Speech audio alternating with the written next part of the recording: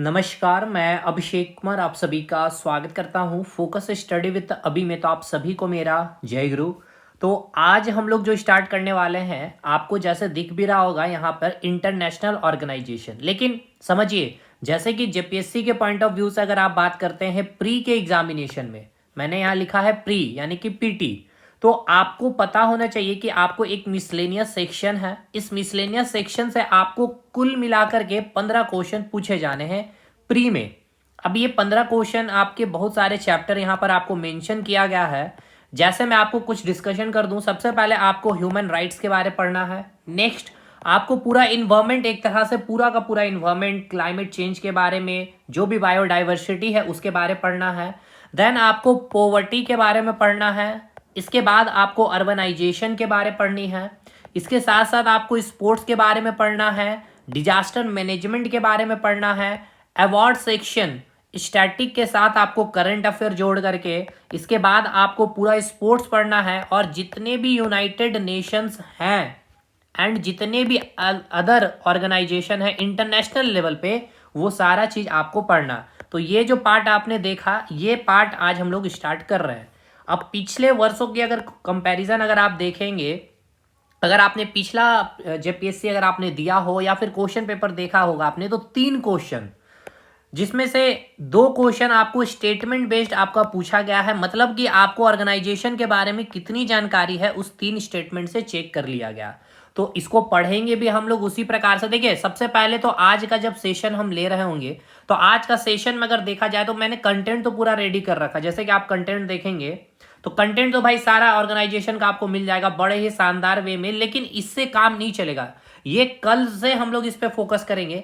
लेकिन आज मैं आपको पूरा सबसे पहले ये समझाऊंगा इसकी आत्मा को, यानी कि जो इंटरनेशनल ऑर्गेनाइजेशन, यानी कि जो हम अंतर्राष्ट्रीय संस्था के बारे में जो बात कर रहे हैं, ये जो अंतर्राष्ट्रीय संस्था की जो उपज हुई, इसके उपज के पीछे का जो कारण क्या रहा है, सबसे पहले आपको समझना होगा फर्स्ट वर्ल्ड वार को।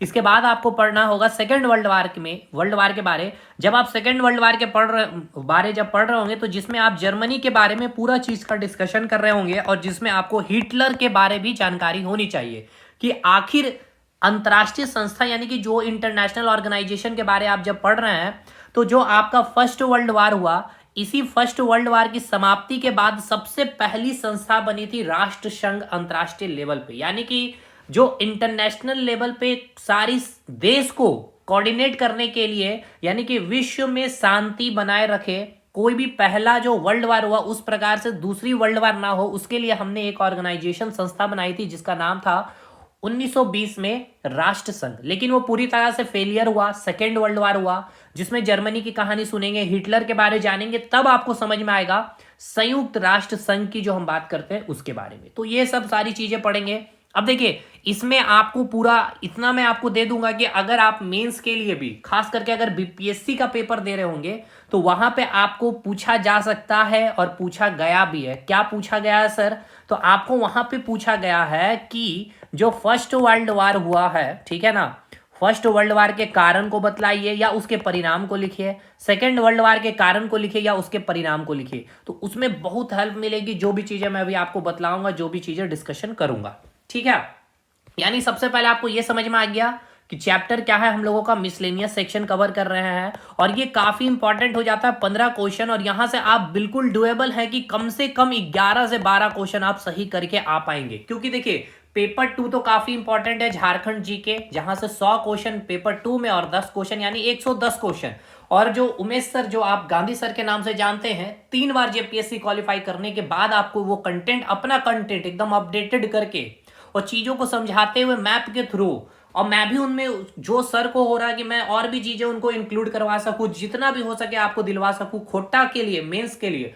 तो आप बेफिक्र रहिए, अगर आप जिस प्रकार से मैं आपको करवा रहा हूं, जिधर आपको मैंने ज्योग्राफी का ऑलमोस्ट चीजें मैंने आपको करवा दिया है, अब मैं उसमें स्टार्ट करूंगा संसाधन के बाद फिर मैं खनिज के बारे में बतलाऊंगा। जो खनिज एक संसाधन होगा, और फिर ये खनिज के बाद हम ये समझेंगे कि इस खनिज को हम कैसे रो प्रोडक्ट, यानी कि जो उत्पादक, यानी कि जो प्रोडक्ट बनेगा, उद्योग के बारे पढ़ेंगे, और उस उद्योग को कैसे हम देश के पूरे कोने तक, और कोने ही नहीं बल्कि विदेशों तक पहुंचाएंगे, जिसके हम परिवहन चैप्टर को पढ़ करके पूरा खत्म कर रहे होंगे, क्या, ज्योग्राफी। और उसमें थोड़ा फिजिकल ज्योग्राफी के बारे में भी हम लोग चर्चा कर लेंगे, तो ज्योग्राफी खत्म हो जाएगा। इसके बाद हम लोग हिस्ट्री और पॉलिटी पे काम करेंगे, इसलिए मैं चाह रहा हूं कि इधर मिसलेनियस सेक्शन भी खत्म कर दूं आपका साथ के साथ, और साइंस एंड टेक्नोलॉजी और साइंस जनरल साइंस पूरा खत्म है। उसमें मुझे और 2-3 क्लासेस लूंगा, पूरा स्पेस वगैरह कवर हो जाएगा। करंट अफेयर के मैं जो मंथली वाइज पीडीएफ दूंगा उसमें साइंस एंड टेक के भी कंटेंट प्रोवाइड कर दूंगा। तो जो लोग अभी एडमिशन ले लिए हैं, आपका ऑफर भी फिनिश हो रखा है। अगर आपको लगता है पढ़ना भाई सिस्टमेटिक वे में, मैंने कहा है कि ये बैच आपका पीटी का है, लेकिन मैं आपको फर्स्ट टाइम मैंने ये बैच को लॉन्च किया, तो मैं इस प्रकार से कंटेंट देना चाहता हूं कि अगली बार आप अपने स्टूडेंट्स को, अपने दोस्तों को सजेस्ट करें कि यहां आप पढ़े, ताकि आप पीटी को पढ़ करके आप मेंस के लिए ऑलमोस्ट तैयारी कर लेंगे। ठीक है, तो जुड़ना है तो आप हमारा एप्लीकेशन इंस्टॉल कर सकते हैं, फोकस स्टडी विद अभी के नाम से आपको मिल जाएगा। जैसे यहाँ भी आपको देखने को मिलेगा फोकस स्टडी विद अभी। कोई भी डाउट है तो आप मेरे से संपर्क भी कर सकते हैं 7909004902 पे। बाकी आप डेमो वगैरह देख भी रहे होंगे, आ भी रहा होगा यूट्यूब पे सारा चीज।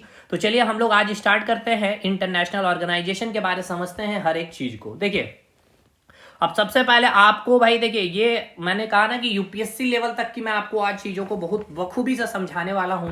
और इंटरनेशनल रिलेशन एक चैप्टर आपको पढ़ना होता है यूपीएससी बीपीएससी वगैरह में, वो आपको काफी काम आएगा आज का सेशन भी। देखिए, सबसे पहले आपको समझना होगा कॉन्टिनेंट के बारे में। कॉन्टिनेंट यानी महाद्वीप। आपने 6 महाद्वीप के बारे सुना है भाई, ठीक है ना, आपने 6 महाद्वीप के बारे सुना है।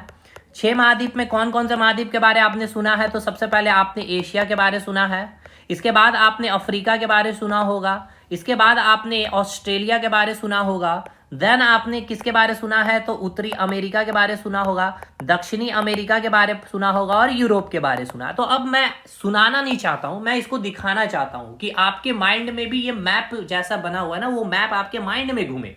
तो देखिए, सबसे पहले आपको यहां समझना होगा कि एशिया जो हम बात कर रहे हैं, तो यहां पर आपका एक पर्वत आपको दिखेगा इस प्रकार से। ये आपका, ये जस्ट मैं एक रफ बनाया हूं, ये आपका नाम जाना जाएगा, इसे हम कहेंगे यूराल पर्वत। ठीक है, ये आपका यूराल पर्वत है जो एक प्रकार से बॉर्डर बनाएगी। ये आपका पूरा जो आप देख पा रहे होंगे, ये आपका हो जाएगा यूरोप। ठीक है, और इधर जो आपको देखने को मिल रहा है, ये हो जाएगा आपका एशिया।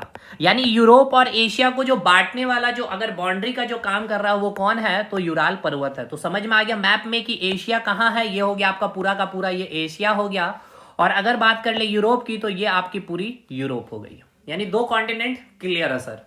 अब नेक्स्ट कॉन्टिनेंट में चलते हैं हम लोग। ये जो आपको दिख रहा है, ये आपको जो दिख रहा है, ये हो गया आपका ऑस्ट्रेलिया। ये हो गया आपका तीसरा कॉन्टिनेंट। अब ये जो आप देख पा रहे होंगे, इस कॉन्टिनेंट की अगर बात की जाए, तो ये हो गया आपका अफ्रीका। यानी 4 कॉन्टिनेंट आपने देख लिया है सर। एक तो आपने एशिया देख लिया है, नेक्स्ट आपने यूरोप देख लिया है, तीसरा आपने ऑस्ट्रेलिया देख लिया है, चौथा आपने अफ्रीका देख लिया। अब बात कर रहे होंगे हम लोग किसकी? तो अब हम जो आपको बतला रहे होंगे, ये जो आप देख पा रहे हैं, ये हो गया आपका क्या? उत्तरी अमेरिका, यानी कि नॉर्थ अमेरिका हो गया ये आपका। ठीक है, ये हो गया आपका नॉर्थ अमेरिका। और ये जो आप देख पा रहे हैं, ये हो गया आपका साउथ अमेरिका, यानी कि दक्षिणी अमेरिका। तो 6 महाद्वीप क्लियर है या नहीं? सबसे पहले एशिया हो गया, ठीक है सर। इसके बाद ये आपका यूरोप सेकेंड हो गया, थर्ड आपका ऑस्ट्रेलिया हो गया, फोर्थ आपका अफ्रीका हो गया, फिफ्थ आपका नॉर्थ अमेरिका हो गया, और ये दक्षिणी अमेरिका 6th हो गया। यानी 6 महाद्वीप आपके माइंड में याद हो गया। देखिए, अच्छे से पढ़िए, समझ करके पढ़िए। जल्दी में क्या करिएगा तो कोई चीज कवर होगा नहीं। आपको लगेगा सिलेबस कवर हो गया, लेकिन आउटपुट नहीं मिल पाएगा। और यकीन मानिए, केवल जेपीएससी के लिए सीमित मत करिए खुद को, बीपीएससी यूपीएससी के लिए भी आगे निकलिए। तो भैया, अब मेरे को पता चल गया है ये एशिया के बारे में। ये हो गया एशिया, ये हो गया यूरोप। अब मेन आपको मैं बार बार कर रहा हूँ एशिया, यूरोप और उत्तरी अमेरिका के बारे में। और ये हो गया आपका उत्तरी अमेरिका। अब मैं आपको कुछ देश से आपको रूबरू करवाऊंगा। अभी आपने महाद्वीप देख लिया, महाद्वीप आपके माइंड में बैठ गया। 6 के 6 महाद्वीप बतलाइए, बैठा कि नहीं बैठा भाई? ये हो गया आपका एशिया, ये हो गया आपका यूरोप, ये हो गया आपका अफ्रीका, ये हो गया आपका ऑस्ट्रेलिया, ये हो गया आपका उत्तरी अमेरिका, ये हो गया आपका दक्षिणी अमेरिका। क्लियर और नॉट क्लियर है सर? अब आपको सबसे बड़ा देश जो आपको देखने को मिल रहा होगा, ये हो गया आपका रसिया। यानी इतना बड़ा जो आपको देश देखने को मिल रहा है, ये क्या है आपका? ये पूरा का पूरा आपका रसिया है। ठीक है, ये क्या हो गया आपका? रसिया। ठीक है, ठीक है सर।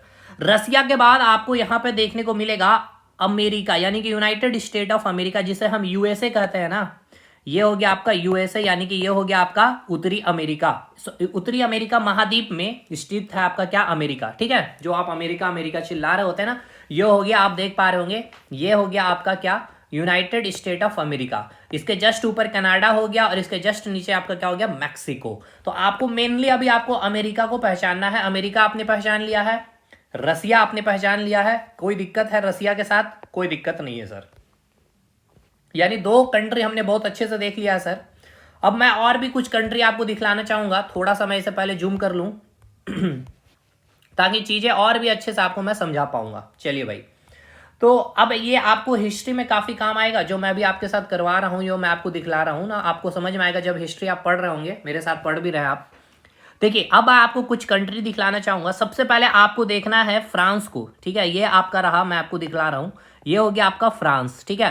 फ्रांस, ये जो आप, एक मिनट भाई, फ्रांस जो ये आप देख रहे हैं ना, यानी कि ये जो आप क्षेत्र देख पा रहे होंगे, ये हो गया आपका पूरा का पूरा, ये हो गया आपका फ्रांस, ठीक है। कोई दिक्कत रेड कलर से? कोई दिक्कत नहीं सर। इसके जस्ट ऊपर आपको ये जो देखने को मिल रहा है, ये हो गया आपका जर्मनी, ठीक है। ये क्या हो गया आपका जर्मनी। क्लियर है सर? क्लियर है सर। अब जस्ट इसके नीचे आइएगा आप, तो ये जो आप देख पा रहे होंगे, ये आपको जो 10 नंबर में दिखाया गया है, ये है आपका सर्बिया, ठीक है। इसके नहीं सॉरी, ये हो गया आपका ऑस्ट्रिया, ठीक है। ये हो गया आपका ऑस्ट्रिया है, नॉट ऑस्ट्रेलिया। ऑस्ट्रेलिया आपका ये है भाई, ठीक है ना। ऑस्ट्रेलिया आपका ये हो गया, ठीक है भाई, ठीक है भाई।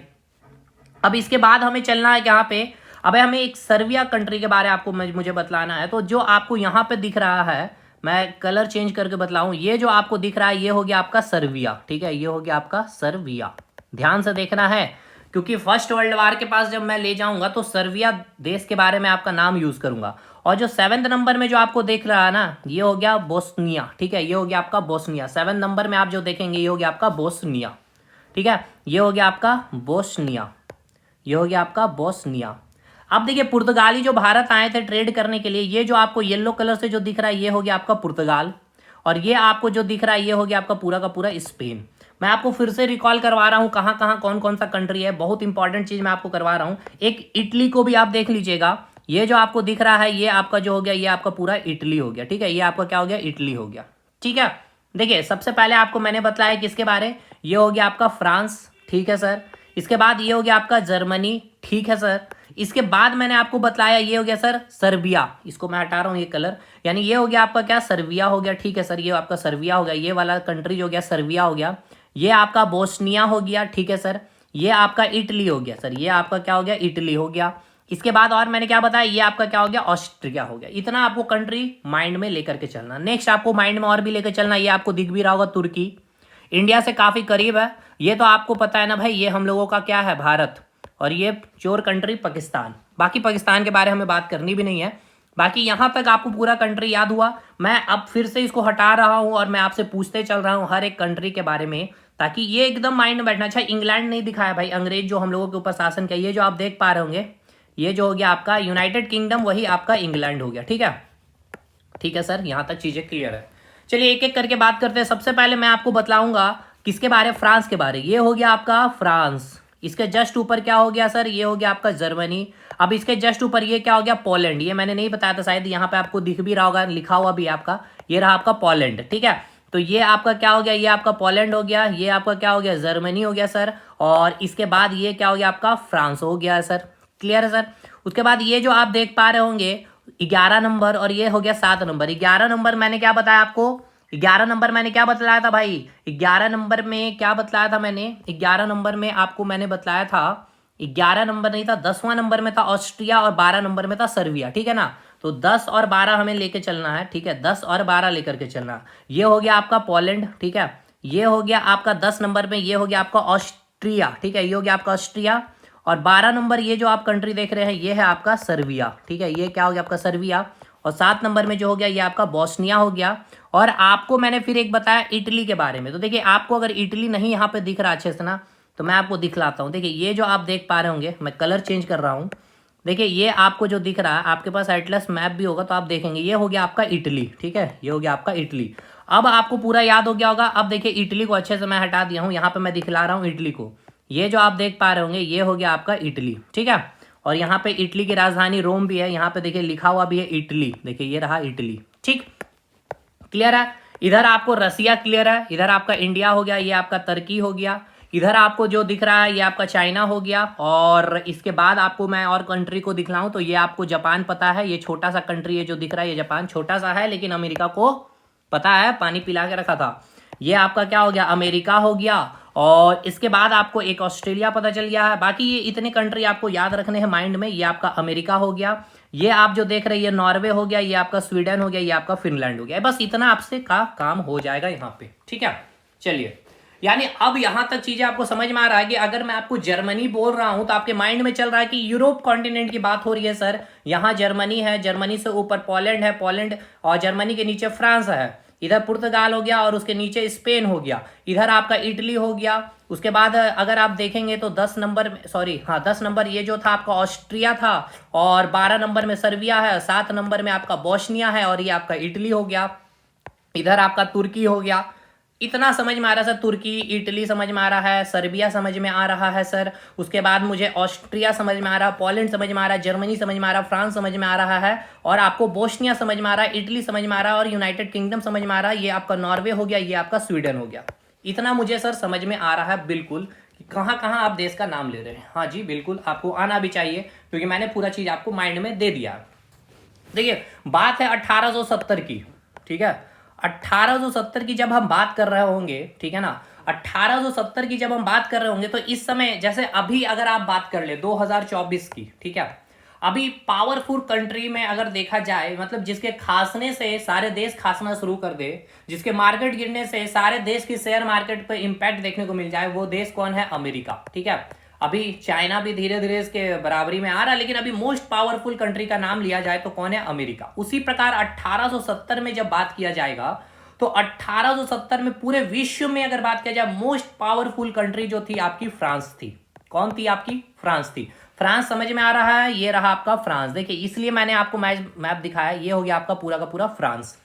तो ये फ्रांस जो आप 1870 की बात करें, मोस्ट पावरफुल कंट्री, यानी पूरे विश्व की नजर किसके ऊपर रहती थी, फ्रांस। फ्रांस क्या कर रहा है, फ्रांस को अगर खांसी हो रही है तो पूरे देश को खांसी हो रही है, पूरे विश्व को खांसी हो जा रही है, इस प्रकार का माहौल था। अब फ्रांस का एक क्षेत्र है, ये जो आप फ्रांस देख रहे हैं, फ्रांस से जस्ट सटा हुआ ही आपको दिख रहा है, ये क्या है, जर्मनी है, और जस्ट इसका सटा हुआ क्या है, आपका पोलैंड है। अब फ्रांस का एक स्थल, एक क्षेत्र है जिसको हम कहेंगे अल्सेस लॉरेंस, ठीक है ना। मैं यहां लिख रहा हूं अल्सेस लॉरेंस के बारे में, अल्सेस लॉरेंस।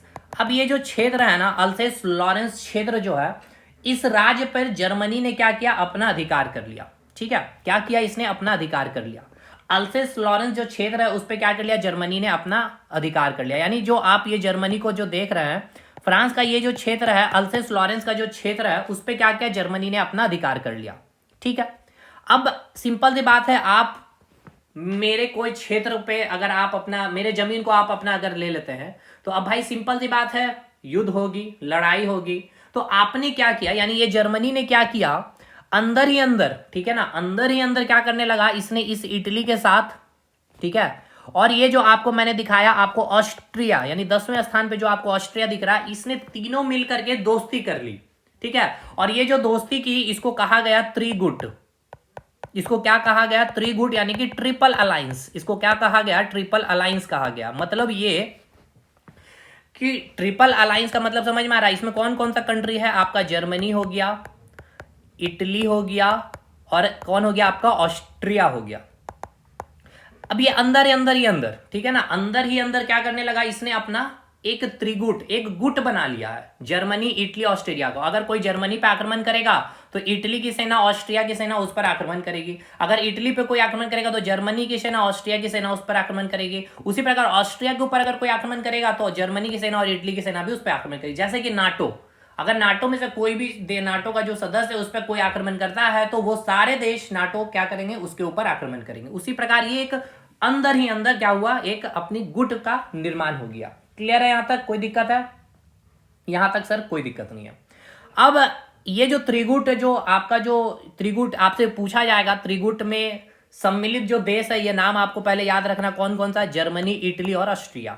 इसके जन्मदाता आपसे पूछा जाता है, जन्मदाता कौन है, तो इस समय जन्मदाता कहने का मतलब क्या है कि जर्मनी का जो चांसलर था, ठीक है ना, जर्मनी ने क्या किया था, मैंने अभी आपको बताया है, जो ये फ्रांस है, फ्रांस का एक क्षेत्र है, फ्रांस का जो क्षेत्र का नाम है अल्सेस लॉरेंस, उस पर अपना अधिकार कर लिया है इस क्षेत्र को जर्मनी ने।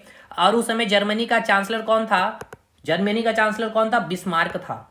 अब इस बिस्मार्क ने क्या किया, अंदर ही अंदर जर्मनी, इटली और ऑस्ट्रिया के साथ एक गुट का निर्माण किया, जिसको हमने क्या कहा? त्रिगुट, यानी कि ट्रिपल अलायंस। तो आपसे पूछा जाएगा त्रिगुट जो अलायंस है, या सॉरी जो ट्रिपल अलायंस है, उसके जन्मदाता कौन थे? तो बिस्मार्क था। ठीक है, गुप्त संधि भी इसको कहा जाता है, ट्रिपल अलायंस का भी नाम दिया जाता है। तो इसका कौन है? तो भाई आप क्या नाम देंगे आप इसको ट्रिपल अलायंस का? तो आप कहेंगे उसको बिस्मार्क का नाम देंगे। ठीक है, ये जब फ्रांस देख रहा है, फ्रांस को जब पता चल रहा है कि यहाँ पर फ्रांस को क्या पता चल रहा है कि ये जो जर्मनी है, ठीक है, मैं इसको थोड़ा हटा रहा हूँ ताकि आपको चीजें दिख पाए क्लियर। ये जो फ्रांस देख क्या रहा है कि ये जो जर्मनी हो गया और इधर आपकी इटली हो गई और ये आपका ऑस्ट्रेलिया, ये तीनों ने गुट बना लिया है। तो अब सिंपल सी बात है, फ्रांस भी क्या करेगा? अपना एक गुट बनाएगा। ठीक है, 1907 में, ध्यान रखना है, 1907 में इसने भी अपना क्या किया? एक त्रिदेशीय संधि की। त्रिदेशीय संधि मतलब इसने भी एक 3 देशों की एक गुट बनाई। इसमें कौन कौन है? इसने इंग्लैंड को साथ में लिया, फ्रांस हो गया, और इधर जो आप देख पा रहे होंगे रसिया को, यानी कि जो रूस है, इसने अपनी एक संधि बना ली। ठीक है, यानी दो आपको अभी मैंने बता दिया। एक तो हो गया त्रिगुट यानी कि ट्रिपल अलायंस में, जिसमें कौन है? जर्मनी है, ध्यान रखना, इटली है, ऑस्ट्रिया है, और एक अभी फ्रांस बना रहा है अपना गुट। अब सिंपल सी बात है भाई, इसने 3 देश का एक गुट बना लिया, तो फ्रांस भी तो अपना सेफ्टी चाहेगा ना। तो इसने भी क्या किया? एक गुट बनाया, जिसे इसने नाम दिया त्रिदेशीय संधि, जिसने इसका क्या नाम रखा? त्रिदेशीय संधि। इसमें कौन कौन है? 1907 की बात है ये। इसमें आपका शामिल है फ्रांस, इसके बाद आपका शामिल है इंग्लैंड और आपका रूस यानी कि रसिया। ठीक है, यहां तक कोई दिक्कत? कोई दिक्कत नहीं है सर। अब देखिए, जो यूरोप सबसे मजबूत कॉन्टिनेंट था, यानी कि सबसे पावरफुल, जो मैंने बताया 1870 की बात, जो फ्रांस क्या था? मोस्ट पावरफुल कंट्री था। यानी कि पावरफुल कंट्री, ये जो आप फ्रांस की बात कर रहे थे, ये कहाँ? यूरोप में। तो यूरोप पूरे कॉन्टिनेंट में, एशिया की बात कर ले, चाहे ऑस्ट्रेलिया की बात कर ले, चाहे अफ्रीका की बात कर ले, या दक्षिण अमेरिका की बात कर ले, या फिर उत्तरी अमेरिका में, ये यूरोप सबसे मजबूत कॉन्टिनेंट था, जिसमें फ्रांस सबसे मजबूत देश था। लेकिन अब यही यूरोप क्या हुआ? 2 गुट में बट गया। 2 गुट में बटने का मतलब एक त्रिगुट और एक त्रिदेशीय संधि, यानी कि जो मजबूत देश हैं वो 2 भाग में बट गए, अपने आप को बांट लिए हैं। जर्मनी, इटली, ऑस्ट्रिया एक साथ हो गए हैं, और इधर आपका फ्रांस, इंग्लैंड और रूस जो है एक साथ बट चुका। यानी कि यूरोप जो एक मजबूत कॉन्टिनेंट था, अब यूरोप भी क्या है? 2 गुटों में बट गया। तो कोई भी चीज जब बढ़ता है तो पावर क्या होती है? कम होती है। ठीक है, ठीक है सर। अब फर्स्ट वर्ल्ड वार की घटना को मैं अब बतलाने वाला हूं कि जो फर्स्ट वर्ल्ड वार हुआ। देखिए, अब यहां पे देखिए, त्रिगुट की तरफ से भी कोई स्टेटमेंट जारी हो रहा भड़काओ। जैसे कि अभी आपने देखा अमेरिका क्या कर रहा था, जो आपका यूक्रेन के साथ, जो रसिया के साथ क्या कर भड़काओ, कुछ ना कुछ स्टेटमेंट जारी कर रहा है। उसी प्रकार से ये भी कुछ स्टेटमेंट दे रहा है, तो इधर से कोई स्टेटमेंट दे रहा है, मतलब एक वार जैसी स्थिति बन चुकी थी। अब ये वार जैसी स्थिति और उसका एक तत्कालिक जो रीजन बनता है, उसको मैं अभी आपको समझाने जा रहा हूं। जो आपको मैंने अभी आपको कंट्री दिखलाया, ये जो आपको कंट्री दिख रहा है, ये है आपका बोस्निया कंट्री। ठीक है ना, ये क्या है? आपका बोस्निया कंट्री है। और ये जो आपको दिख रहा है 10 नंबर में, ये आपका ऑस्ट्रिया है, और ये जो आपका बोस्निया, ये आपका क्या है? सर्बिया है। ठीक है, सर्बिया है। अब जो बोस्निया की जो राजधानी है, ये जो बोस्निया की जो राजधानी थी, जो बोस्निया की राजधानी थी सेराजोवा। अब बोस्निया पे क्या था ना कि ये सर्बिया जो आप देख रहे हैं, इस पे क्या करना चाहता था? अपना अधिकार करना चाहता था। सर्बिया जो है, ये जो सर्बिया आप जो देख रहे हैं, देखिए 12 नंबर का जो आपको दिख रहा है ना, ये 12 नंबर का मैप, ये हो गया आपका सर्बिया और ये हो गया बोस्निया। तो ये सर्बिया क्या क्या चाहता था कि बोस्निया पे अपना अधिकार कर ले। ठीक है ना, अपना पूरा अधिकार चाहता था। लेकिन ये ऑस्ट्रिया क्या करेगा? बोस्निया पे, ठीक है ना, ऑस्ट्रिया ने क्या किया? बोस्निया क्षेत्र पर अपना अधिकार कर लेता। ठीक है, इस कारण सर्बिया क्या है भाई? गुस्सा में आया। ये जो सर्बिया है गुस्सा में आ जाता है कि भाई हम चाह रहे थे कि बोस्निया को अपने अधिकार क्षेत्र में लेना, लेकिन इसी बीच ऑस्ट्रिया क्या करेगा? सर्बिया बोस्निया को अपने अधिकार क्षेत्र में ले लेता। मतलब आपको समझ में आया क्या हो रहा है यहाँ पे? घटना घट रही है, समझिए। ये जो आपका ऑस्ट्रिया है, जो किसका साथ है? त्रिगुट का है। किसमें? इसमें त्रिगुट में कौन कौन है आपका? ये ऑस्ट्रिया हो गया, जर्मनी हो गया और इटली हो गया। ये इटली हो गया। अब ये ऑस्ट्रिया ने क्या किया? ये जो आपका बोस्निया जो क्षेत्र है उसको अपने अधिकार क्षेत्र में लिया, और यहाँ है सर्बिया। सर्बिया चाहता था इसको अपने अधिकार क्षेत्र में लेना, तो ऑस्ट्रिया ने इसको अपने अधिकार में क्षेत्र में ले लिया, और ऑस्ट्रिया के जो हेड हैं, ऑस्ट्रिया के हेड को भेजा गया बोस्निया। ठीक है ना। अब जैसे ही ऑस्ट्रिया का हेड जब बोस्निया पहुंचता है, तो सर्बिया के कुछ उग्रवादी मिलके क्या करते हैं? उसके जो हेड है ऑस्ट्रिया के, उसकी मृत्यु कर देते हैं। अब पूरी की पूरी माहौल गर्म है। ऑस्ट्रिया जो आप समझ रहे हैं, जिसने इस बोस्निया को, ठीक है ना, ये जो बोस्निया क्षेत्र को अपने अधिकार क्षेत्र में ले लिया, इसने अपने हेड को जब यहाँ भेजा तो सर्बिया के कुछ उग्रवादियों ने उसके हेड को क्या किया, मरवा दिया। तो अब ऑस्ट्रिया सर्बिया को कहता है कि आपको 1 महीने का समय दिया जा रहा है, वो सारे उग्रवादी आप हमारे हवाले कर दें। लेकिन सर्बिया ऐसा कुछ करती नहीं है और फाइनली ये जो ऑस्ट्रिया देख रहे हैं, ये सर्बिया पे क्या करेगा, आक्रमण कर देता है। और यहीं से आपका फर्स्ट वर्ल्ड वार का समझिए कि शुरुआत हो जाती है। और ये जो डेट होती है 28 जुलाई 1914। देखिए ये सब पॉइंट आप बहुत शानदार वे में मेंस में लिखने का आपको काम करेगा, इसलिए मैं ये इतने डीप तक आपको लेकर के चल रहा हूं। यानी कि अब जो है आपका फर्स्ट वर्ल्ड वार की जो शुरुआत हो रही है, ऑस्ट्रिया का सर्बिया पे आक्रमण कर देना। आक्रमण क्यों किया गया आपको समझ में आ रहा है? आपको समझ में आ रहा है कि ये जो आपका ये 7 नंबर में जो बोस्निया जो क्षेत्र है, राज्य है, राष्ट्र है, इस पे सर्बिया क्या करना चाहता था, अपना अधिकार करना चाहता था।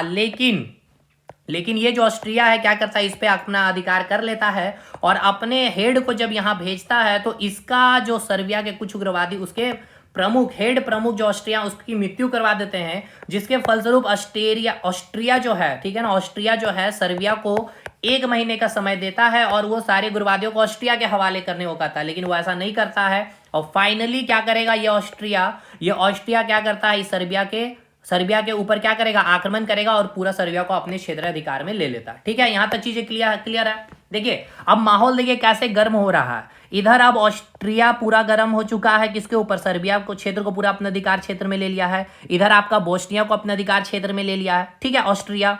अब इधर जर्मनी ने क्या किया था, फ्रांस का एक क्षेत्र जो है इसको अपने अधिकार में लिया हुआ था। तो अब इसी बीच में देखिए होता है ना भाई कि हमें एक माहौल चाहिए होता है फरियाने के लिए, अपना हाथ साफ करने के लिए। अब इसी बीच में क्या होगा, इधर जो जर्मनी ने फ्रांस का जो क्षेत्र पर अपने अधिकार कर लिया था, अल्सेस लॉरेंस को, इसी बीच जर्मनी क्या करेगा, आक्रमण कर देगा फ्रांस के ऊपर में। समझिएगा, अब ये जर्मनी ने क्या किया, फ्रांस के ऊपर आक्रमण कर दिया है, ठीक है ना, जर्मनी ने क्या किया, फ्रांस के ऊपर आक्रमण कर दिया।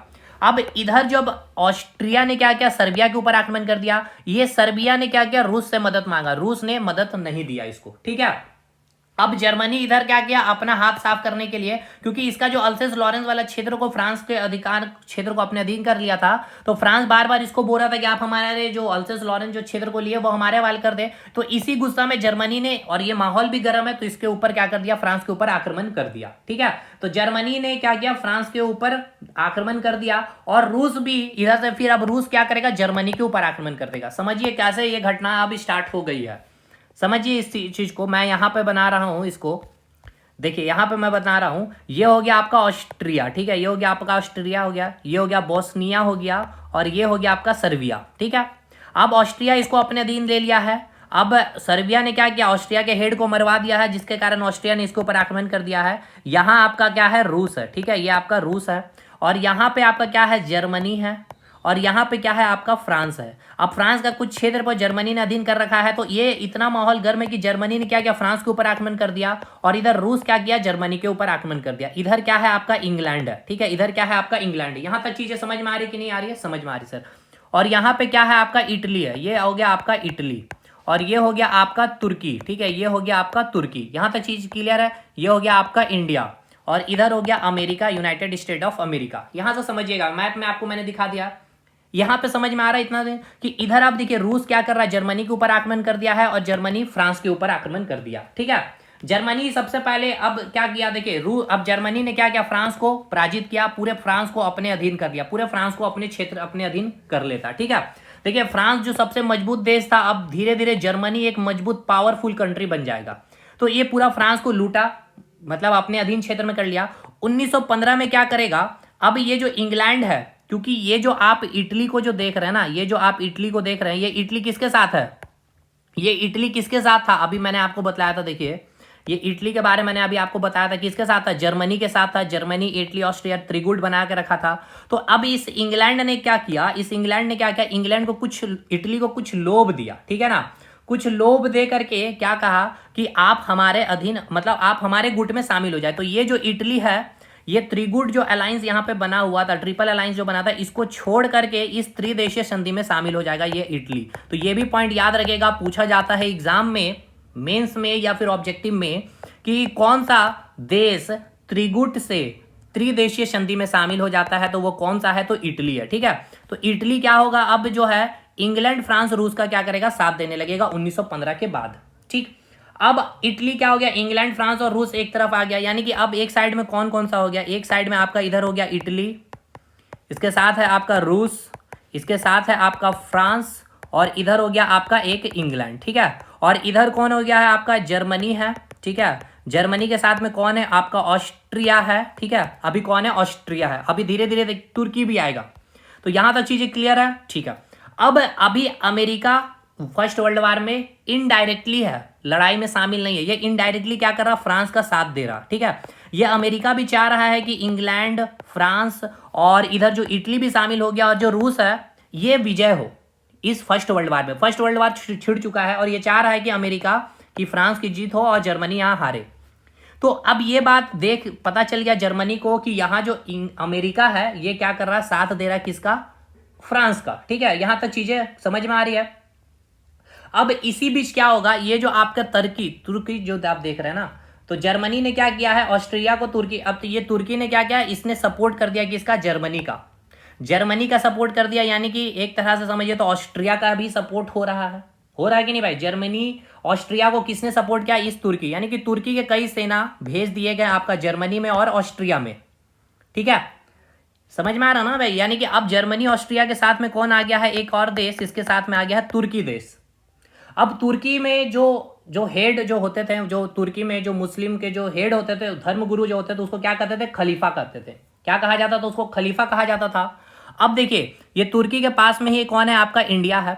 अब इंग्लैंड जो है उसके जस्ट अपोजिशन में है, तो इंग्लैंड की जो सेना है वो कहाँ है, भारत में है कि नहीं, भारत में। तो भारत के बहुत सारे सेना को भेज दिया जाता है तुर्की में, मुस्लिम जो पद है वहां खलीफा के ऊपर आक्रमण करने के लिए। ठीक है, समझिए यहीं से आपका, क्योंकि ये तुर्की सामने है भारत के ना, तो भारत में किसका अभी अधिकार है, अंग्रेजों का अधिकार है, अंग्रेजों की सेना है। तो यहां से अंग्रेज ऑर्डर देंगे, भारत के सेना कहां जाएंगे, तुर्की पे आक्रमण करने के लिए। ठीक है, बहुत सारे भारतीय सेना को भेज दिया जाता है।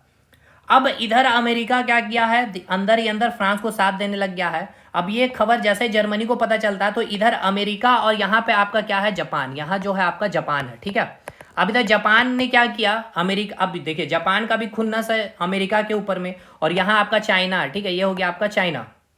जब चाइना को जापान ने पहले ही आक्रमण करके हरा चुका है, यानी ये छोटा सा जो जापान है चाइना को हरा चुका है। चाइना और जापान के बीच इधर क्या है, भिड़ंत है, यानी इनकी दुश्मनी है। समझिए कैसे कौन कौन से देश किसके किसके बीच में दुश्मनी चल रही है। अब ये जापान क्या करेगा, अब हुआ क्या कि ये यूएसए अंदर अंदर साथ दे रहा है। ये बात जैसे ही जर्मनी को पता चलता है, तो अमेरिका और इंग्लैंड के बीच में एक जहाज है। ठीक है, जहाज जा रही है जिसमें बहुत सारे नागरिक सवार हैं, अमेरिकी नागरिक भी है।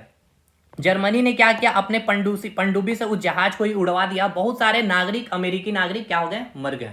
अब ये जो फेज रहा, ये जो अमेरिका को काफी गुस्सा आया कि भैया हम कर कुछ नहीं रहे हैं और हमारे नागरिक बेमतलब के मारे गए हैं। हालांकि ये सपोर्ट कर रहा था फ्रांस को, तो अब ये डायरेक्टली रूप से अमेरिका भी फर्स्ट वर्ल्ड वार में शामिल होगा। अब जैसे ही ये शामिल हुआ, जापान क्या किया, आक्रमण कर दिया अमेरिका के नौसेना अड्डा पे। ठीक है ना, पर्ल हार्बर एक नौसेना अड्डा है अमेरिका का, उस पर आक्रमण कर देता है आपका ये जापान।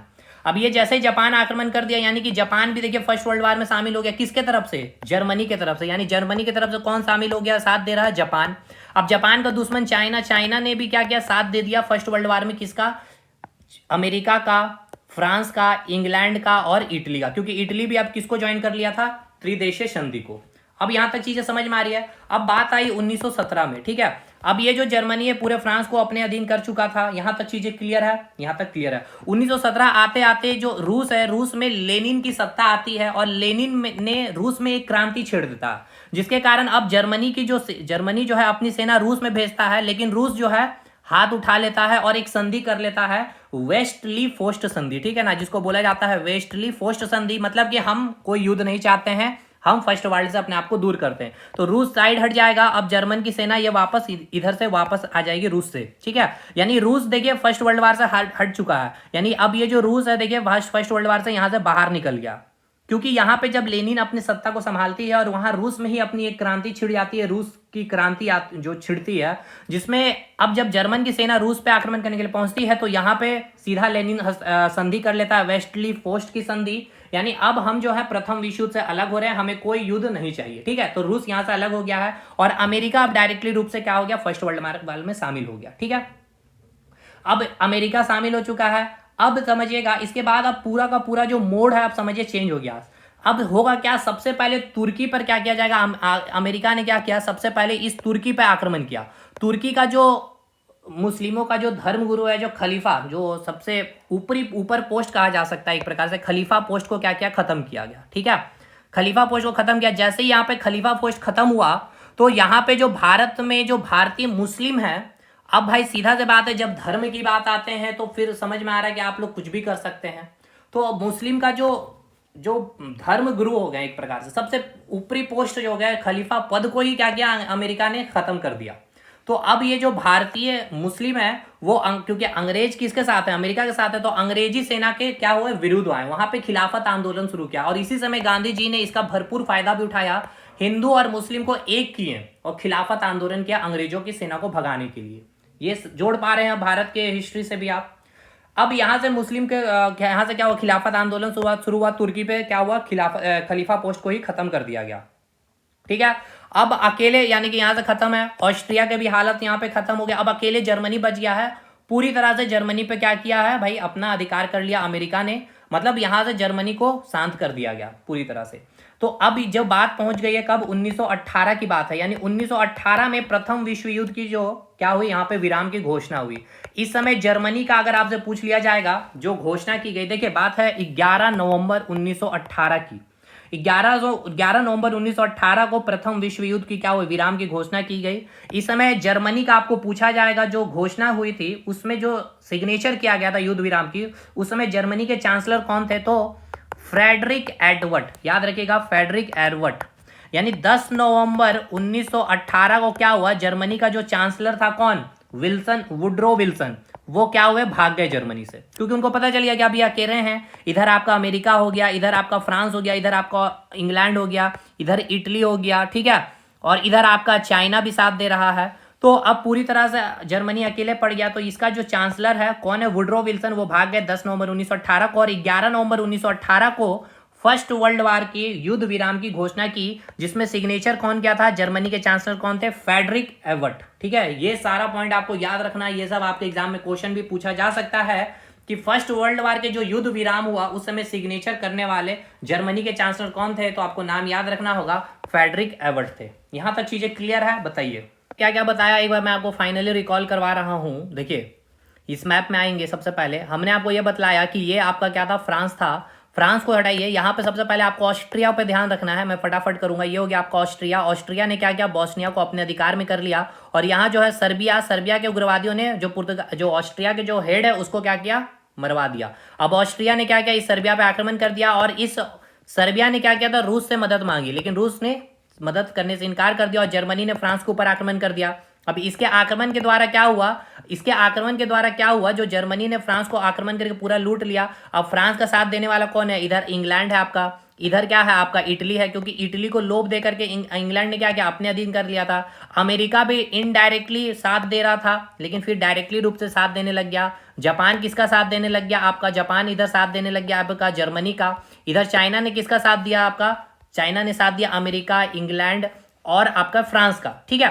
फिर फाइनली जो जर्मनी बचा अकेले, तो जर्मनी का जो चांसलर कौन, वुड्रो विल्सन ने क्या किया, 10 नवंबर 1918 को वो भाग निकले, और 11 नवंबर 1918 को क्या हुआ, युद्ध विराम की घोषणा की। उस समय जर्मनी के चांसलर कौन थे, फ्रेडरिक एडवर्ड थे, ठीक है। यानी फर्स्ट वर्ल्ड वार की अगर बात की जाए आपसे, फर्स्ट वर्ल्ड वार की अगर आपसे बात की जाए, तो फर्स्ट वर्ल्ड वार में आप मुझे पहले ये बतलाइए, विजयी देश का नाम अगर आपसे पूछा जाएगा तो क्या होगा, आपका इंग्लैंड रहेगा, ठीक है।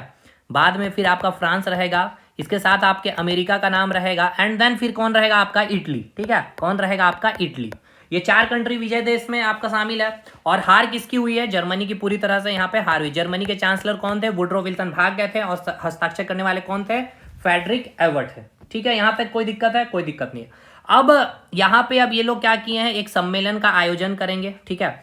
1919 में पेरिस सम्मेलन का आयोजन किया जाएगा। 1919 में पेरिस में क्या किया जाएगा, पेरिस सम्मेलन का आयोजन किया जाएगा, पेरिस शांति सम्मेलन का आयोजन किया जाएगा, जिसमें ये सभी विजय राष्ट्र के हेड शामिल होंगे। इंग्लैंड की तरफ से जो प्राइम मिनिस्टर है कौन, लॉर्ड जॉर्ज, नाम याद रखिएगा। यूएसए से आपको नाम याद होगा, वुडरो विल्सन, ठीक है ना, कौन है, वुडरो विल्सन। अच्छा, यहाँ मैंने जर्मनी का वुडरो विल्सन बोल दिया था। देखिए, जो इस समय जर्मनी के जो चांसलर थे 10 नवंबर 1918 को जो भाग के जाते हैं, उनका नाम था विलियम केसर, ठीक है ना। विलियम केसर जर्मनी के चांसलर थे जो भाग जाते हैं 10 नवंबर 1918 को, और 11 नवंबर 1918 को जो जर्मनी के जो चांसलर बनते हैं फ्रेडरिक एबर्ट, उन्होंने क्या किया था, सिग्नेचर किया था युद्ध विराम की, ठीक है। तो अब इसके बाद 1919 में क्या हो रहा है, पेरिस शांति सम्मेलन, ठीक है। पेरिस में क्या हो रहा है, एक शांति सम्मेलन का आयोजन किया जा रहा है। यानी इस सम्मेलन का आयोजन इसलिए किया जा रहा है कि आखिर जो फर्स्ट वर्ल्ड वार हुआ है, इस फर्स्ट वर्ल्ड वार का जिम्मेवार आखिर है कौन, ठीक है ना, जिम्मेवार है कौन। तो इसमें इंग्लैंड, फ्रांस के हेड शामिल होंगे। फ्रांस का हेड का अगर नाम पूछा जाएगा कि फ्रांस के राष्ट्रपति कौन थे, तो उस समय जॉर्ज क्लेमेंसू थे। यूएसए से कौन है, वुडरो विल्सन हो गया, और इटली से पूछा जाएगा तो ऑरलैंडो ने भाग लिया। और फाइनली सम्मेलन में यह डिस्कशन निकला कि जो जिम्मेवार जो देश है वो कौन है, जर्मनी।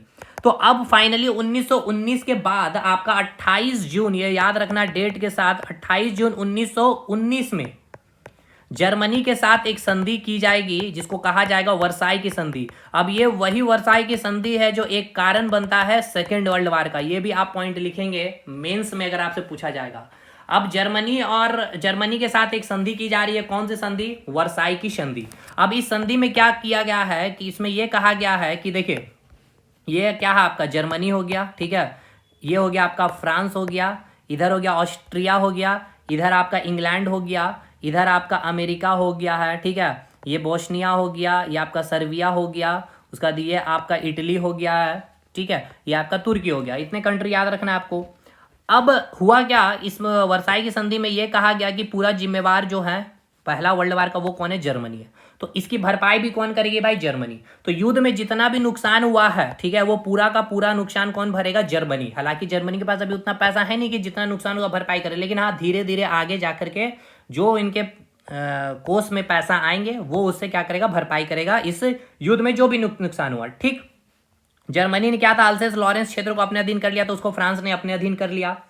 जर्मनी में क्या किया गया, जो पनडुब्बी थे जर्मनी के पास, बहुत हाई टेक्नोलॉजी के पनडुब्बी थे, उसको क्या किया, अमेरिका ने अपने अधीन कर लिया। और ये भी कह दिया कि अब जर्मनी कोई भी पनडुब्बी अपने पास नहीं रखेंगे, ये अपनी जो सेना है लिमिट कर लेंगे, कुछ संख्या में ही 1 लाख सेना ही अपने पास रखेंगे, इससे ज़्यादा नहीं रखेंगे, क्लियर है। और जो जर्मनी का जो खनिज से बोला जाता है कि खनिज संपदा वाला जो एक क्षेत्र था जिसको कहा जाता है रूर प्रदेश, उस पर पूरा का पूरा जो अधिकार है फ्रांस करेगा 15 साल तक।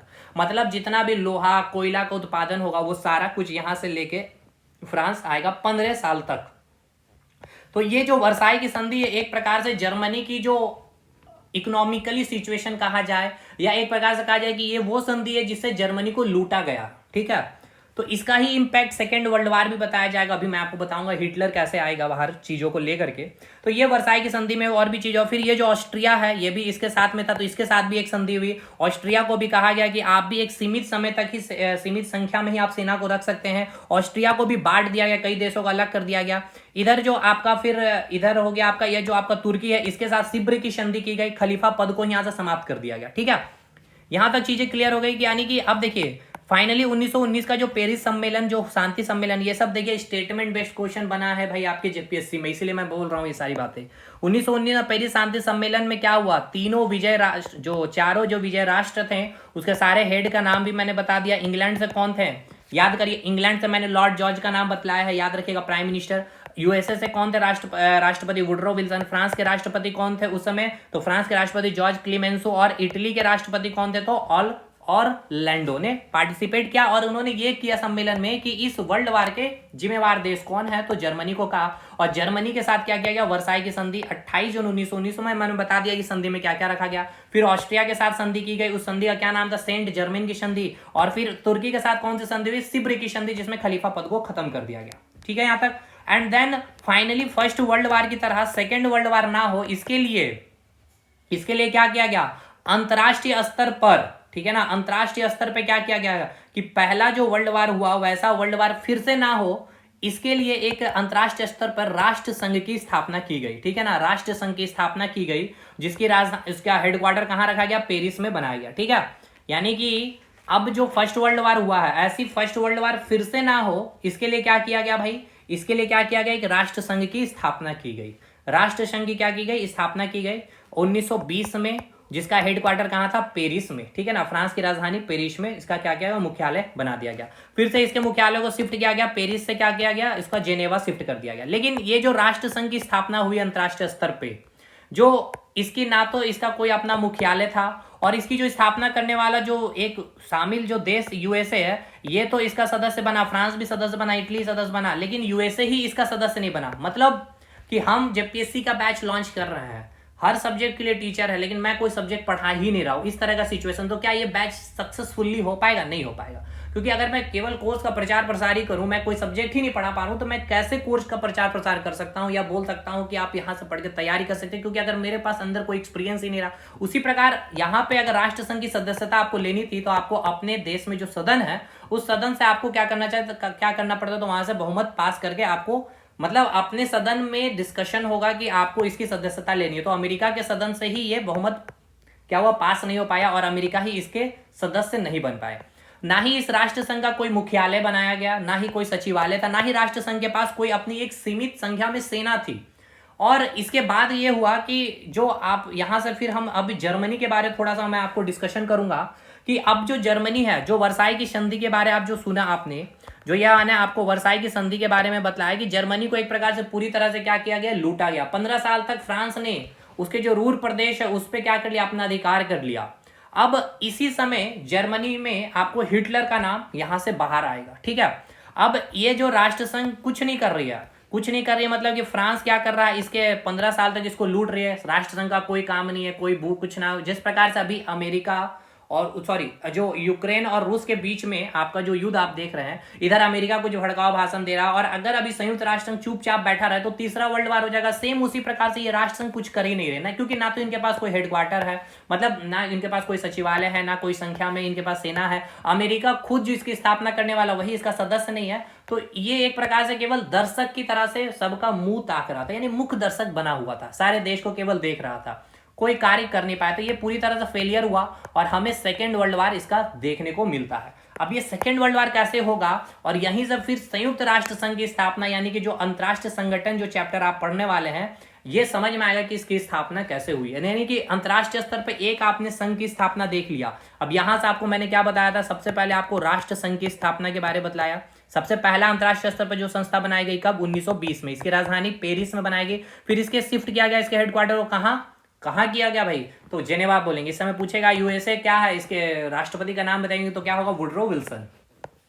अब इसी समय हिटलर के बारे में आपको मैं बतलाऊं तो हुआ क्या कि जो हिटलर है, ठीक है ना, हिटलर का जन्म होता है ऑस्ट्रिया में, ठीक है, और ये आपका एक पेंटिंग का कार्य करता है। लेकिन फर्स्ट वर्ल्ड वार में जर्मनी ने क्या किया था, सेना में बाहर ले निकाला। तो भाई फर्स्ट वर्ल्ड वार में ऑस्ट्रिया भी शामिल है, ऑस्ट्रिया भी शामिल था, तो इसका पेंटिंग का काम चल नहीं रहा था, तो इसने भी सेना में क्या किया, शामिल हो गया, ठीक है, जर्मनी के सेना में। और इसने बहुत ही बहादुरी से जर्मनी के सेना में इन्होंने लड़ाई की, और इनको क्या हुआ, एक जर्मनी के जो सबसे कहा जाता है ना कि उच्च अवार्ड सेना का जो होता है, जिसे कहा जाता है आयरन क्रॉस अवार्ड, ठीक है ना, आयरन क्रॉस अवार्ड जो जर्मनी का सबसे हाईएस्ट अवार्ड होता है सेना के क्षेत्र में, वो अवार्ड हिटलर को मिला। और इसी युद्ध में, प्रथम युद्ध के दौरान ही इनको क्या होती है, गोली लगती है, और ये हॉस्पिटलाइज हो जाती है, और फाइनली उनको हॉस्पिटल से 1918 में पता चलता है कि जर्मनी की पूरी तरह से हार हो गई है, और जर्मनी के साथ वर्साई की संधि के बारे भी पता चलता है। ठीक, यहां तक चीजें क्लियर है। तो अब ये हिटलर क्या है, एक तरह से अब आपको समझ में आ रहा है ये क्या है, एक प्रकार से सेना था, सेना पेंटिंग से अब क्या बन चुका था, एक सेना बन चुका था। तो अब हिटलर ने भी क्या किया, धीरे धीरे अपना जब उसका रिकवर हुआ, धीरे धीरे जब हॉस्पिटलाइज से वो बाहर निकलते हैं, तो इन्होंने अपनी एक पार्टी बनाई। इस पार्टी का नाम था नाजी पार्टी। अब इस नाजी पार्टी में कोई पब्लिक नहीं थे, ज्यादातर सेना लोग ही शामिल थे, ठीक है, सेना लोग ही शामिल थे। कौन थे, सेना लोग ही शामिल थे। और इनकी पार्टी का सिद्धांत एक ही था, एक देश एक नेता, यानी कि एक देश होगा और एक ही नेता होगा। यानी यहां पर लोकतंत्र और गणतंत्र की बात नहीं थी। यानी इनका कहना ये था कि जो हमारी प्रजा है वो प्रजा इतना सक्षम नहीं है, यानी कि जो पब्लिक है वो इतना सक्षम नहीं है कि हम किसे चुन करके देश का हेड बनाए जो देश के विकास के लिए कार्य कर सकता है, देश को आगे ले जा सकता है। हमारी प्रजा इतनी सक्षम नहीं है, इसलिए एक देश एक नेता ही होगा। और यही सिद्धांत पे ये नाजी पार्टी या फिर नाजीवाद बोल सकते सिद्धांत, या हिटलर का जो सिद्धांत था नाजीवाद का सिद्धांत, मतलब एक देश एक नेता, मतलब कोई लोकतंत्र या गणतंत्र की बात यहाँ पर नहीं होगी। ठीक है, ये था हिटलर का सिद्धांत। अब जो आपका जर्मनी जो है आपका, ठीक है ना, जर्मनी में रूस का काफी प्रभाव था, समाजवादी। ये तो यहाँ पे जो सरकार चल रही थी, जो सत्ता थी, समाजवादी पार्टी की सरकार चल रही थी। समाजवाद मतलब कि समाजवाद अगर कहा जा रहा है, इसका मतलब आपको समझ में आ रहा है, एक होता पूंजीवाद और एक समाजवाद। पूंजीवाद मतलब समझिए कि जो पब्लिक सेक्टर पे जाता, मतलब कि आप जितना काम करें, जितना आपके अंदर स्किल उतना कमा सकते। समाजवाद मतलब कि कोई गरीब कोई अमीर नहीं, आपके अंदर कितनी भी क्वालिटी हो, कितनी भी आपके अंदर डिग्री हो, हाँ आपके डिग्री के हिसाब से आपको काम चेयर में मिलेगा, या आपके पास बिल्कुल अनपढ़ गवार है तो आप बैठ करके जमीन पे काम करेंगे, लेकिन दोनों की सैलरी बराबर, मतलब कोई अमीर गरीब का सिस्टम नहीं होगा। ये सिस्टम है समाजवादी का, बाकी ये हम लोग इकोनॉमिक्स में पढ़ेंगे। तो समाजवादी का सरकार जर्मनी में चल रही थी। ठीक है, तो 1923 की ये बात है। हिटलर ने क्या किया, 1923 में हिटलर ने क्या किया, जर्मनी की जो समाजवादी की जो पार्टी उसके ऊपर आक्रमण कर देता है तख्ता पलट करने के लिए, ताकि हम क्या करें यहाँ पे हेड आ जाए। लेकिन ऐसा होता नहीं है, और फिर से हिटलर को क्या किया गया, जेल में बंद कर दिया जाता है। जेल से ही इन्होंने अपने कुछ किताबें लिखी, जिसमें से एक फेमस बुक है मीन कैंप। ठीक है ना, मीन कैंप एक फेमस पुस्तक है, जिस पुस्तक में इन्होंने चर्चा की है कि हमारा जो जर्मनी है फिर से वापस उसी मुकाम पे, उसी जो अपनी जो लोकप्रियता बना के रखी थी पूरे विश्व में, वो हासिल कर सकता है। और हमने जो तख्ता पलट करने के लिए जो आक्रमण समाजवादी जो सरकार की जो सत्ता चल रही है जर्मनी के ऊपर, हमने इस उद्देश्य नहीं किया कि जर्मनी नीचे जाए, बल्कि हमारे इसके पीछे ये लॉजिक है, मतलब एक पॉजिटिव इन्होंने इस बात को यहाँ पे लिखा कि हमारा आगे का और क्या कार्यक्रम होगा जिससे जर्मनी और आगे जा सकता है। ठीक है, ये सारी बातें उन्होंने लिखी, जिससे थोड़ी बहुत लोकप्रियता इनकी बढ़ी। ठीक है, अब ये 1924 में ये जेल से बाहर आते हैं और 1924 में इलेक्शन होता है, तो इसकी पार्टी भी शामिल होते हैं, लेकिन बहुमत इनको मिल नहीं पाता है। टोटल 500 सीट है, 500 सीट में इनको 30-32 सीट ही मिलती है, तो इसकी सरकार बन नहीं पाती है। अब 1924 के बाद फिर 1928 में सरकार इलेक्शन होता है, इसमें भी इसकी सीट और भी संख्या कम हो जाती है। देन 1928 के बाद अगला इलेक्शन 1932 में होता है। ठीक है, 1932, लेकिन इस 1932 से पहले का एक सिनेरियो आपको समझना होगा, 1929 का, जिसमें विश्वव्यापी आर्थिक संकट आता है, यानी पूरा विश्व आर्थिक संकट से जूझ रहा होता है इस समय। यानी अमेरिका जो सबसे पावरफुल कंट्री था फर्स्ट वर्ल्ड वॉर के बाद, जो सारे देश इससे क्या कर रहे थे, कर्ज ले रहे थे, लेकिन 1929 में अमेरिका का जो शेयर मार्केट वॉल स्ट्रीट है वो पूरी तरह से रेड जोन में, मतलब पूरी तरह से गिर जाती है, तो उसका असर पूरे विश्व में पड़ता है। और 1929 में विश्वव्यापी आर्थिक संकट आती है, और जर्मनी की जो मुद्रा थी उस समय, ठीक है ना, जर्मनी की मुद्रा की वैल्यू इतनी गिर जाती है कि अगर कोई व्यक्ति एक झोले में जर्मनी की जो मुद्रा लेके जा रहा है, तो चोरी करने के लिए उसकी मुद्रा नहीं बल्कि उस झोले को चुराया जा रहा था। समझ रहे, इतनी उसकी वैल्यू गिर चुकी थी जर्मनी की मुद्रा का। तो अब इस विश्वव्यापी आर्थिक संकट का पूरा फायदा कौन उठाता है, आपका हिटलर। हिटलर पूरे जर्मनी में ये मैसेज भेजाता है कि आज जो विश्वव्यापी आर्थिक संकट आया, इसके पीछे का जो मेन रीजन है, जो अभी की जो सत्ता है जर्मनी में समाजवादी की, उसकी जो विचारधारा है, उसके कारण आज हम इस विश्वव्यापी आर्थिक संकट को झेल रहे हैं। तो अब सब लोगों के माइंड में एक मैसेज आता है कि हम इस संकट से अगर बाहर आना चाहते हैं, तो इसको बाहर लाने के लिए एक ही व्यक्ति है जो हिटलर है, बाहर ला सकता है। तो सोचिए, इसकी लोकप्रियता इतनी बढ़ गई कि फाइनली 1932 में जब इलेक्शन होता है, तो 1932 के इलेक्शन में इसे 230, लेकिन पूर्ण बहुमत इनको नहीं मिल पाता। समझिएगा चीजों, पूर्ण बहुमत नहीं, क्योंकि 500 में 251 सीट चाहिए, 251 सीट मिलती है किसको, समाजवादी को। तो सरकार किसकी बनेगी, समाजवादी की। अब हुआ क्या, समझिएगा, 1932 में हिटलर हार चुका है, लेकिन लोकप्रियता इनकी बढ़ चुकी है। अब हुआ क्या, इस समय जो जर्मनी है, जर्मनी में क्या है, राष्ट्रपति है, जर्मनी के जो राष्ट्रपति है वो है हिडेनबर्ग। हिडेनबर्ग ने क्या किया, घोषणा किया समाजवादी को कि आपने पूर्ण बहुमत लाया है, तो आप शपथ ग्रहण लेने के लिए, प्रधानमंत्री का शपथ ग्रहण लेने के लिए आप आए। लेकिन हिटलर और उसकी पार्टी ने इस तरह का दहशत पूरे माहौल जर्मनी में फैला दिया था कि अगर जो प्राइम मिनिस्टर बनने वाले थे, जियोलिटी, जो व्यक्ति का नाम है जियोलिटी, उनके अंदर या उस माहौल को बना दिया कि अगर आप शपथ ग्रहण लेते तो आपकी मृत्यु करा दी जाएगी। तो डर के मारे ये जाता नहीं है। देन हिडेनबर्ग कह रहे हैं कि आप आइए शपथ ग्रहण लीजिए। तो देन हिडेनबर्ग ने क्या किया, हिटलर को कहा कि क्योंकि उनको 230 सीट मिला। तो इस प्रकार का माहौल बन जाने के कारण फाइनली हिटलर को क्या किया जाता है, जर्मनी का हेड बनाया जाता है एज ए प्रधानमंत्री। लेकिन अभी भी जियोलिटी का ये कहना है कि आप प्रधानमंत्री हेड तो बन गए, लेकिन पूर्ण बहुमत जो सदन में जो एमपी बैठ रहे हैं वो कौन होंगे, इनके ही पार्टी होंगे। तो आप कोई भी डिसीजन लेंगे तो भाई आपका तो कोई भी पास होगा नहीं बिल। तो जैसे ही जब ये हेड बनते हैं उसी रात में क्या किया जाएगा, वो जो सदन, निम्न सदन है जर्मनी का, उसको ही आग लगा दिया जाता है। और आग लगाने के दौरान वो पूरे जर्मनी में ये मैसेज भेजाते हैं कि ये मैं आग इसलिए लगा रहा हूं क्योंकि समाजवादी पूर्ण बहुमत हासिल की है, उसके बाद भी उनका हेड नहीं बना है। और अगर जो पूर्ण बहुमत लाया उनका हेड नहीं बनेगा तो वो इस लोकतंत्र को या फिर जर्मनी में अपना शासन सही तरीके से नहीं चला पाएगा। मतलब जला रहा है सदन को हिटलर, लेकिन मैसेज भिजवा रहा है कि ये जलाया किसके द्वारा जा रहा है, समाजवादी की तरफ से, मतलब जिनको पूर्ण बहुमत मिला है। और पूरा सुबह होते ही जब मीडिया वाले आते तो उनको इन्होंने इंटरव्यू दिया कि लोकतंत्र जो एक मंदिर का जो स्थान है उसके साथ इस तरह का अन्याय समाजवादी पार्टी ने की है, यानी समाजवादी जो सरकार है सत्ता में जो उन्होंने की है, हम इसका बदला लेंगे। ये बहुत ही घृणित कार्य उन्होंने किया है। और जितने भी लोग चुन करके समाजवादी आए थे सभी को इन्होंने क्या किया, दंड दिया, सभी को पकड़ करके मृत्यु दंड दिया इन्होंने। तो देखिए वो हिटलर जो हार चुका है 230 बहुमत से भी, उसके बाद भी किस प्रकार का इन्होंने कॉन्स्पिरेसी रच करके फाइनली हेड भी बना। और जो अब अंदर लोगों के अंदर ये डर बैठा दिया कि अगर आप कहेंगे कि समाजवादी से हैं तो आपको भी क्या किया जाएगा, मृत्यु दंड, या फिर आपको भी कोई ना कोई दंड दिया जाएगा। तो इस प्रकार से हिटलर क्या हुआ, एक देश, एक नेता और एक पार्टी का कंसेप्ट इन्होंने ले आया। ठीक है, यहां से अब हिटलर क्या करेगा, तबाही स्टार्ट करेगा। अब यहां से हिटलर क्या करेगा, सेकेंड वर्ल्ड वार के कंसेप्ट को समझिएगा। अब ये हिटलर क्या करेगा, ये जो हिटलर है यहाँ पे जर्मनी को वापस उसी मुकाम पे लाने के लिए, एक मिनट, उसी मुकाम पे लाने के लिए यहाँ पे पोलैंड को क्या है, पोलैंड जो है, पोलैंड को जर्मनी से अलग कर दिया गया था। पोलैंड में एक बंदरगाह है, तो इस पोलैंड में बंदरगाह के लिए एक रास्ता का निर्माण करना चाह रहा था, लेकिन इसको फ्रांस और इंग्लैंड नहीं करने दिया, जिसके कारण क्या किया, इसने पोलैंड पे आक्रमण कर दिया, पोलैंड को क्या किया, अपने अधीन कर लिया। अब इसके अधीन करने के साथ ही फ्रांस और इंग्लैंड ने क्या किया, जर्मनी के ऊपर यानी हिटलर के ऊपर आक्रमण करने का क्या किया, नीति बनाया। जैसे ही नीति बनाया, जर्मनी ने क्या किया, फ्रांस के ऊपर ही आक्रमण कर दिया। फ्रांस के ऊपर आक्रमण कर दिया और फ्रांस को पूरी तरह से लूट लिया, और मतलब पूरी तरह से पराजित किया। और इसके बाद इसने क्या किया, इंग्लैंड के ऊपर आक्रमण कर दिया। ठीक है, इंग्लैंड के ऊपर आक्रमण कर दिया।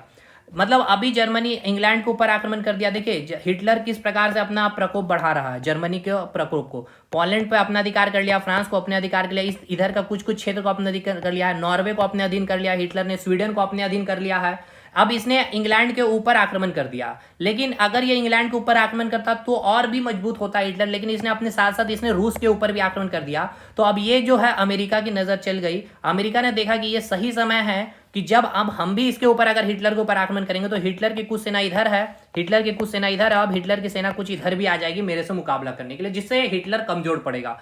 अब यही सही समय था, जिसके कारण क्या करेगा, अब अमेरिका भी इस पे क्या करेगा, आक्रमण करेगा, जिसके कारण हिटलर कमजोर पड़ता है और जर्मनी यहां पे फिर हार जाती है। ठीक है, समझ में आया। तो इसमें देखिए जो अमेरिका का साथ इसमें कौन कौन दिया था, चाइना भी ने भी साथ दिया, क्योंकि इसी बीच क्या हुआ था, जापान ने, ठीक है ना, समझिएगा, जापान ने क्या किया था, आक्रमण कर दिया किसके ऊपर, अमेरिका के ऊपर में। ठीक, अमेरिका को, इधर चाइना ने क्या किया, फुल सपोर्ट किया। फुल सपोर्ट किसका किया, अमेरिका का सपोर्ट किया है इस केस में। यहाँ पे सेकेंड वर्ल्ड वार में समझिए अमेरिका एक साथ है, अंग्रेज इंग्लैंड एक साथ है, फ्रांस एक साथ है, चाइना एक साथ है। ठीक है, और इधर आपका इटली भी। अब ये इंग्लैंड जो है, यहाँ पे जो भारत को देख रहे हैं, यहाँ पे अंग्रेजों का अधिकार है, तो भारत किसके अगेंस्ट होगा, इंग्लैंड के अगेंस्ट होगा। यानी कि यहाँ पे अंग्रेजों का अधिकार था, तो यहाँ पे नेताजी सुभाष चंद्र बोस जो है हिटलर के पास आते हैं। अब देखिए हिटलर अकेला पड़ चुका है यहाँ पे, यहाँ जो आप हिटलर को देख रहे हैं ये अकेला है, इसका साथ अभी एक जापान दे रहा है इधर से, क्योंकि जापान का दुश्मनी यहाँ अमेरिका के साथ है। अब जर्मनी के ऊपर आपका जब अमेरिका आक्रमण कर रहा है, इंग्लैंड कर रहा है, इधर से आपका फ्रांस कर रहा है, इधर आपका इटली भी कर रहा है, लेकिन अब यहाँ पे अंग्रेज क्या किए, भारत पर आक्रमण किए हुए हैं, अधिकार किए हुए हैं। तो यहाँ से नेताजी सुभाष चंद्र बोस आते हैं हिटलर से मिलने के लिए, लेकिन हिटलर कहते हैं कि मैं अभी बिजी हूँ इन सारे देशों के साथ युद्ध में, तो आप हमारे मित्र, ठीक है, जो जापान है उनसे मिलिए। और मेनली जो सुभाष चंद्र बोस इनके पास जाते हैं इसलिए कि भाई आप जो है हमें कुछ सेना दीजिए, क्योंकि इंग्लैंड जो है हमारे क्षेत्र को भी अधिकार कर रखा है, तो उनकी सेना को हम यहाँ से खदेड़ेंगे। तो जापान से पास जाते हैं सुभाष चंद्र बोस, क्योंकि इनको भेज दिया जाता है यहाँ पे जापान। तो जापान के कुछ सेना नेताजी सुभाष चंद्र को भेजा जाता है और वो अंडमान निकोबार तक पहुंचते भी हैं, सेना को लेकर के यहाँ तक खदेड़ देते हैं आज़ाद हिंद फौज की अपनी जो पार्टी बना करके। लेकिन होता क्या है, अब यहाँ पे हिटलर अकेला पड़ जाता है और फाइनली हिटलर को क्या किया जाता है, यहाँ पे झुकना पड़ता है और ये सारे पांचों कंट्री मिल करके इसके ऊपर आक्रमण करती है। अब अकेला जापान पड़ता है, जापान को कहा जाता है या तो आप आत्मसमर्पण कर दीजिए या फिर युद्ध कर लीजिए। जापान देखता है कि अब मैं अकेला हूं, तो यहाँ से जो भी सेना भेजा गया था सुभाष चंद्र बोस के पास, उसको वापस यहाँ से बुला दिया जाता है अंडमान निकोबार के पास से, ठीक है। और यहीं से सुभाष चंद्र बोस भी लापता हो जाते हैं। तो फाइनली जापान युद्ध करता है, वो आत्मसमर्पण नहीं करता है और ये 3-4 महीने तक ये पांचों कंट्री से लड़ता है, अमेरिका से भी, इंग्लैंड से भी, फ्रांस से भी, इटली से भी और रसिया से भी, ठीक है, रसिया से भी। तो फाइनली अमेरिका, आपको पता है जो परमाणु, क्योंकि जापान के पास इस समय परमाणु बम नहीं है, अगर होता तो जापान ये पांचों कंट्री, रसिया पे भी, इंग्लैंड के ऊपर भी, फ्रांस के भी, अमेरिका के ऊपर भी और चाइना के ऊपर छोड़ चुका होता। लेकिन फाइनली 6 नवंबर और 9 नवंबर आपको 6 अगस्त और 9 अगस्त आपको याद होगा, 6 अगस्त 1945 और 9 अगस्त 1945 को जापान के हिरोशिमा और नागासाकी पर क्या किया गया, 2 परमाणु बम छोड़ा गया और फाइनली जापान इस युद्ध से बाहर निकलता है। और फिर यह घोषणा किया जाता है कि सेकेंड वर्ल्ड वार की तरह थर्ड वर्ल्ड वार ना हो, तो इसके लिए एक अंतर्राष्ट्रीय स्तर पर एक अंतर्राष्ट्रीय संयुक्त राष्ट्र संघ की स्थापना की जाएगी। यानी अब ये समझ में आया कि अंतर्राष्ट्रीय संघ की स्थापना कैसे हुई है। अब ये जो अंतर्राष्ट्रीय संघ की जो स्थापना हुई है, इसमें 5 कंट्री मेन आपको मैंने बताया, एक है आपका रूस, एक है आपका अमेरिका, एक है आपका इंग्लैंड, उसके बाद है आपका फ्रांस और उसके बाद है आपका चाइना, ठीक है। ये पांचों इसके अस्थाई सदस्य बनेंगे, यानी इसके पांचों के पास एक वीटो पावर होगा, क्योंकि यही 5 जो है सेकेंड वर्ल्ड वार के समय विजय राष्ट्र हैं और यही लोग क्या करेंगे, डिसीजन लेंगे कि हम अंतर्राष्ट्रीय स्तर पर कि सेकेंड वर्ल्ड वार की तरह थर्ड वर्ल्ड वार ना हो जाए, तो हम एक अंतर्राष्ट्रीय संस्था बनाएंगे जिसकी अपनी एक सचिवालय होगी, एक सीमित संख्या में सेना होगी, इनकी हेडक्वार्टर होगी और कोई भी कुछ ऐसा करेगा तो ये अंतर्राष्ट्रीय संघ क्या करेगी, उसमें इंटर करके अपना फैसला सुनाएगी। तो इन पांचों को क्या किया गया, एक वीटो दिया गया कि अगर इन पांचों में से कोई 4, ठीक है ना, उस मुद्दे पे सही मतलब कि सिग्नेचर करता है और अगर कोई एक सिग्नेचर नहीं करता है तो भी वो बिल पास नहीं होगा। तो यही भारत भी अभी कह रहा है कि हम भी, अगर पॉपुलेशन के अकॉर्डिंग देखा जाए तो अभी 1 नंबर में है भाई, सबसे ज्यादा जनसंख्या जिसकी देश की है, अगर वो इसमें शामिल नहीं है तो आप कैसे मान सकते हैं कि जो देश में जो अंतर्राष्ट्रीय संघ बना गया है, जो अंतर्राष्ट्रीय स्तर पर बनाया गया है, तो वो सही तरीके से काम करेगी, क्योंकि एक जनप्रतिनिधि तो यहाँ होना चाहिए ना जो विश्व स्तर पे जिसकी जनसंख्या अधिक है। तो देखिए रूस कह रहा है कि हाँ बिल्कुल बनना चाहिए आपको, अमेरिका भी दे रहा, इंग्लैंड भी बोल रहा, फ्रांस, लेकिन चाइना यहाँ पे वीटो लगा दे रहा, यानी कि ये सिग्नेचर नहीं कर रहा और एक भी अगर कोई सिग्नेचर ना करे तो वो बिल पास नहीं हो पाएगा, ठीक है। अब यहां से हम लोग अंतर्राष्ट्रीय संघ को आगे करेंगे, जैसे कि अंतर्राष्ट्रीय संघ के बारे में पूरा कंटेंट आपको मिल जाएगा सारा कुछ, ठीक है। तो ये अब आपको ये समझ में आ गया कि फर्स्ट वर्ल्ड वार, सेकेंड वर्ल्ड वार और देन अंतर्राष्ट्रीय संघ और इससे पहले राष्ट्र संघ की जो स्थापना, उसका पूरा कंसेप्ट, ठीक है। तो ये कंसेप्ट लेना काफी इंपॉर्टेंट है अगर आप इंटरनेशनल ऑर्गेनाइजेशन पढ़ रहे हैं। क्यों, अब देखिए ऐसा नहीं है कि अब यहाँ पे जो पढ़ें तो इसका यूज कैसे, एक तो आपको मेंस में इससे भरपूर आपको मैंने कंटेंट दे दिया लिखने के लिए। नेक्स्ट, इससे आपको आप जेपीएससी का प्रीवियस ईयर का क्वेश्चन उठाइए, आपको कुछ पूछा गया पेरिस शांति सम्मेलन के बारे में, ठीक है।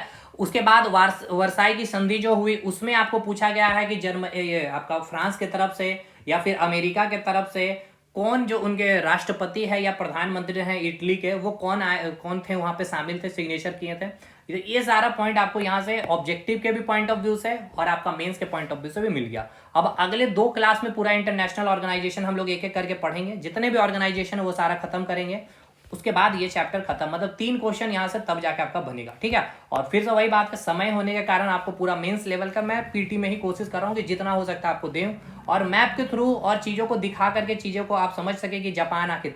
अब आपके माइंड में इतना तो आपको समझ में आ गया होगा। देखिए अब क्या हुआ, सेकेंड वर्ल्ड वार समाप्त हो गया है, अब होगा क्या, देखिए सेकेंड वर्ल्ड वार समाप्त हो जाने के बाद समझिएगा सेकेंड वर्ल्ड वार में कौन है दोस्त, सेकेंड वर्ल्ड वार में आपका दोस्त कौन कौन हो गया, ये आपका जो रसिया दिख रहा है और ये अमेरिका क्या था, दोस्त था, ये आपका फ्रांस भी दोस्त है, ये आपका चाइना भी दोस्त है और आपका एक कंट्री कौन हो गया, आपका ये इंग्लैंड भी दोस्त है, 5 हो गया।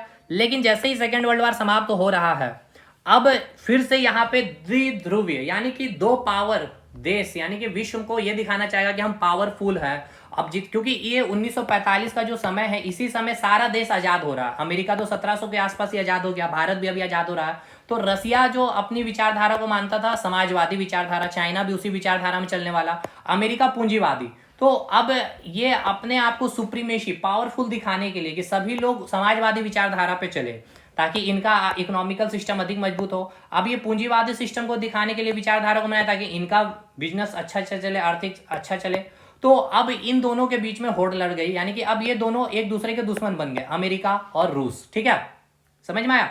अब यहां से क्या होगा, धीरे धीरे अब ये क्या करेंगे, अपने आप को सुप्रीमेसी दिखाने के लिए आप देखेंगे कि कुछ ऐसा काम करेंगे, पूरे विश्व में मैसेज जाएगी। अंतरिक्ष में सबसे पहले इन्होंने अपना यान को भेज दिया, सबसे पहले जानवर को भेज दिया इन्होंने, सबसे पहले पुरुष को भेज दिया इन्होंने, सबसे पहले महिला को इन्होंने भेज दिया। देन अब अमेरिका के पास बचा नहीं अंतरिक्ष में कुछ करने के लिए, तो इन्होंने चंद्रमा के ऊपर काम किया।